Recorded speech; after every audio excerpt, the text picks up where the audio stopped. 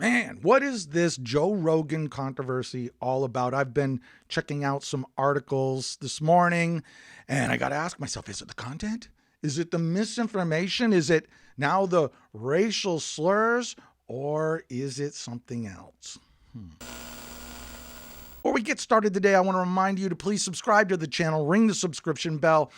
If you are on YouTube, if you're on one of the other platforms, go ahead and subscribe there, and let's go on this ride together. The video might roam a little bit today because I'm kind of just got to go full circle to get to an end point with this. So just stick with me, hang in there. Trust me, it will be worth it. Okay, Joe Rogan, in my opinion, he's a tough guy. You know, he's a big boy. He can handle himself. I think he has amazing courage under fire, and his content, needless to say, is very interesting.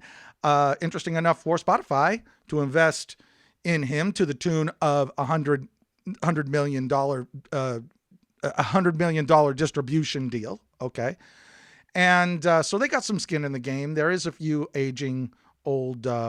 I don't know what you call them, relic rockers. These people that your grandparents listened to, Neil Young, Crosby, Stills and Nash, Joni Mitchell, and all of them decided they don't want to be on the platform anymore.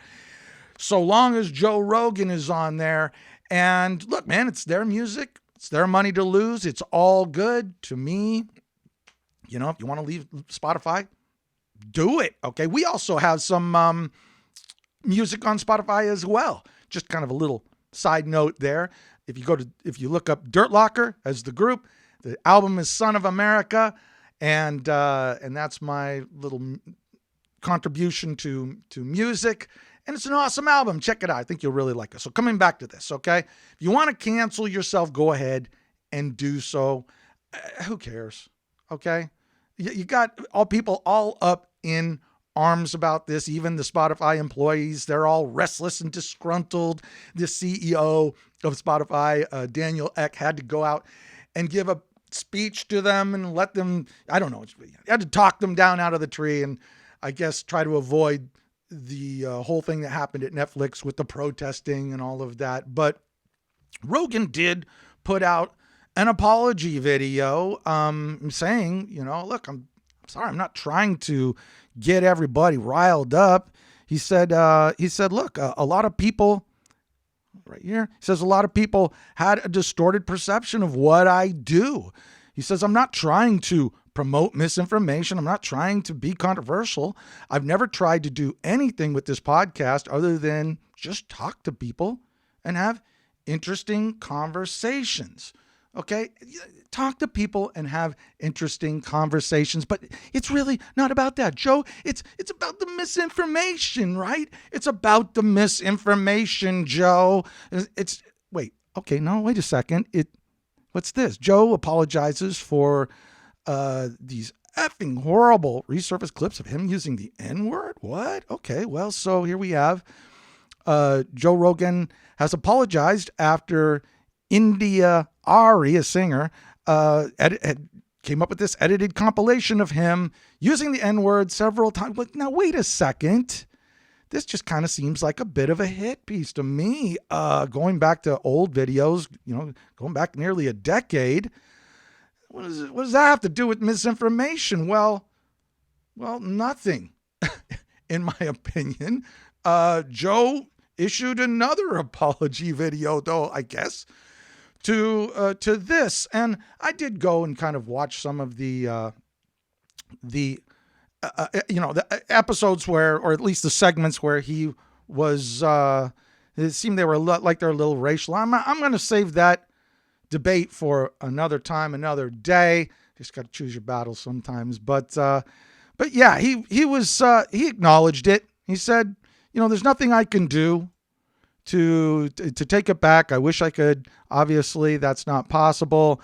You know, I certainly wasn't trying to be racist. I certainly would never want to offend anyone for entertainment with something stupid as racist. I believe him.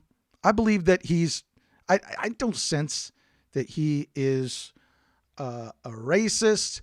But, you know, does it matter? You know, the point here is that we have to get him off that platform. one way or another. And how are we going to do it? Well, it's because of the misinformation. Let's just bring it back to that, okay? The misinformation, the facts. Well, that's what I want to talk about a little bit today, okay? Let's look at how things are being just redefined a little bit, or at least how these words are being used. In order for something to be a fact, let's just kind of get our definition straight here. It needs to be something that's either very self-evident, or there has to be someone there to declare it so, that must be credible and trusted, okay? If not, it doesn't necessarily mean that it's not like, if I don't trust that person, it doesn't mean that it's not a fact. It just means that I am ill-informed. I'm ill-informed, okay? So let's look a little bit at, just to understand, and we can kind of get on the same page here. Ill-informed, lacking adequate or proper knowledge or information, as in one particular subject or in a variety of subjects. Well, let's just stick right here with this: lacking adequate or proper knowledge or information. And well, we see that everywhere, don't we? Okay. But that's part of what Joe Rogan's podcast / vidcast is all about, right? It asks questions that require answers, that need some kind of evidence. Evidence is proof. Proof gains trust, which is what we talked about. You got to gain the trust. And your wonderful authoritarians out there, they're, the control meisters, your government leaders, they don't want questions, man. They don't want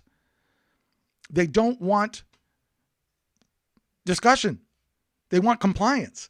They want us just to do what we are told. You pay your taxes, man. You have to. Even if we are using that money to fund causes that you don't believe in, arm foreign enemies with, millions of dollars in the latest and greatest equipment, those people would just as soon see you wiped off the face of the planet as look at you, radical organizations. They will use the money for whatever we want to use it for. You shut up, you pay it out of your income, or men with guns will come and take you to prison.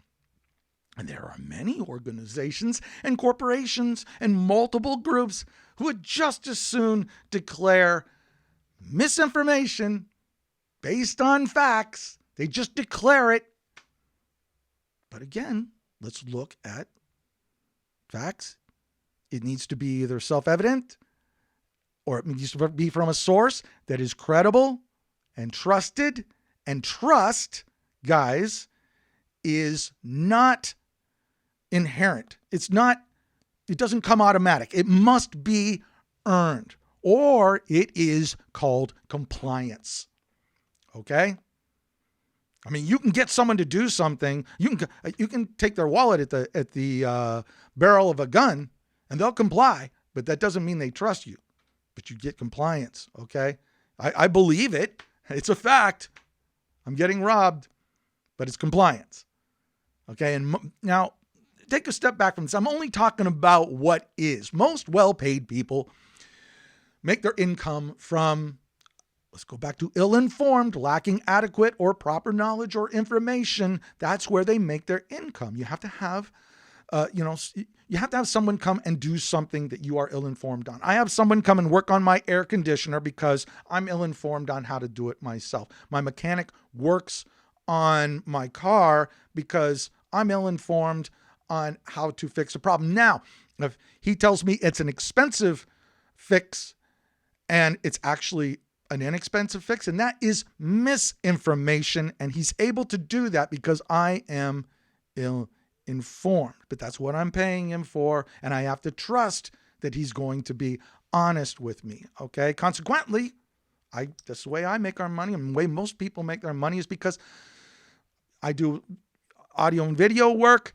People are ill-informed on how to do it themselves, and really they don't even want to know. They want someone else to do it for them, so they call on someone else that's specialized in that, and they'll continue to do the job that they do and make their income and pay someone else to do it. That's called good economics, guys. That's the way the world should work, okay?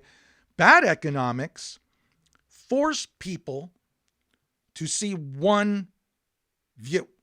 Okay? They force people into compliance. They rob them of any dissenting information. They narrow people's choices. They limit their thinking, and mainly narrow down choice. That's the main thing. You only are able to do this, or maybe even just this one thing. There is no dissenting opinions. This is how socialism works. This is how scams works. That's how the unscrupulous get rich. And that's how authoritarians amass power. And it's why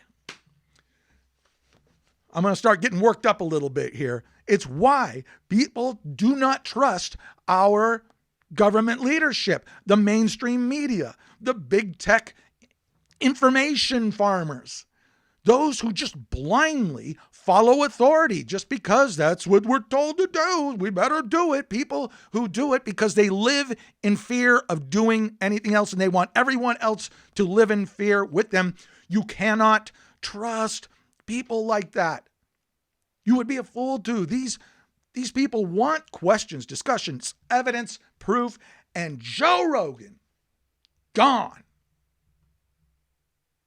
It's also why people trust Joe Rogan. Not because he coerces them and threatens them and commands them to follow what he says on his show. He asks questions. He shares counter information to a forced narrative. Nobody is limited to what they can say.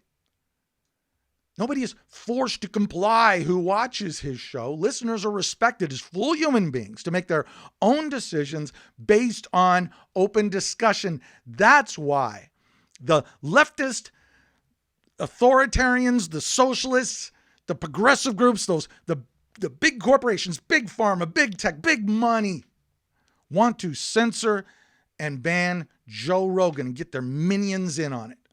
It's why Spotify has invested $100 million into him. It's why it's the highest ranking podcast in the world. And it's why people trust him. I don't know how this is so hard to understand. That's why Joe Rogan isn't going anywhere. He's going to stay on Spotify, and people are going to continue to listen to him and to watch his show. I watched his vidcasts a few times when he has people on there that I like. Sometimes I like his opinions, sometimes I don't. I don't necessarily agree with his approach. Sometimes comes off a little aggressive, like he's kind of stompy with his interrogations on some people, and I don't agree with all of his ideology and his narratives. And I can see where he's kind of coming from, but it doesn't matter. Still watch the show. It's an interesting show. I like him or hate him, I'll continue to support freedom to openly discuss and to ask questions and to share experiences and to look for answers, to demand proof, which he does. And man, I'm just going to continue to defend the First Amendment, that right of free expression, and to continue to question. I will do so long as I'm free to do so. That's it, guys. Follow me on Facebook, Patreon, and Subscribestar. Sign in at Midnight American. Become a member of the Night Crew. And I know this has been long. I had to kind of go full circle with things, but I appreciate you going on this ride with me today, guys. And until next time, know yourself better than you know anyone else.